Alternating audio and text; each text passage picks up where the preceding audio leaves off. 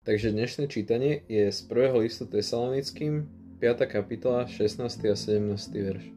Stále sa radujte, neprestajne sa modlite. Čo nám tu apoštol Pavol chce povedať, je, že by sme sa mali stále radovať, a keď stále, tak stále, aj keď prechádzame cez možno nejaké ťažké obdobia, alebo tak, a neprestajne by sme sa mali modliť, lebo modlitba je čas, keď sa my rozprávame s Pánom Bohom, a na to by sme sa nemali akože vykašľať, nemali by sme sa na to hlavne zamerať.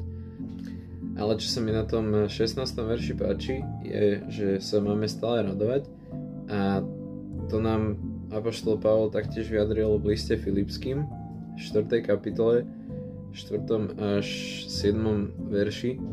Radujte sa v Pánovi vždy, opakujem, radujte sa. Vaša dobrotivosť nech je známa všetkým ľuďom, Pán blízko. O nič nebuďte ustarostení, lebo všetkom s vďakou prekladajte Bohu svoje žiadosti vo všetkých svojich modlitbách a prosbách. A pokoj Boží, ktorý prevyšuje každý rozum, bude chrániť vaše srdcia a vaše mysle v Kristovi Ježišovi. Ten 4. a 5. verš hovorí o tom, že by sme sa mali stále radovať, a taký fun fact, že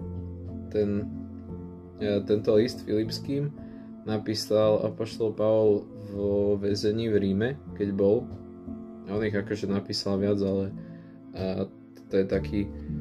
A hovorí, že sa máme stále radovať v Pánovi, aj keď sme napríklad vo väzení, alebo keď si prechádzame cez nejaké životné problémy.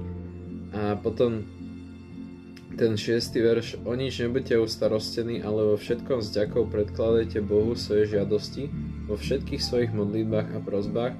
Nám taktiež hovorí o dôležitosti modlitby, že nemali by sme byť ničím ustarostení, ale mali by sme všetko prekladať Bohu vo svojich žiadostiach a modlitbách. Takže tak, to bolo dnešné čítanie.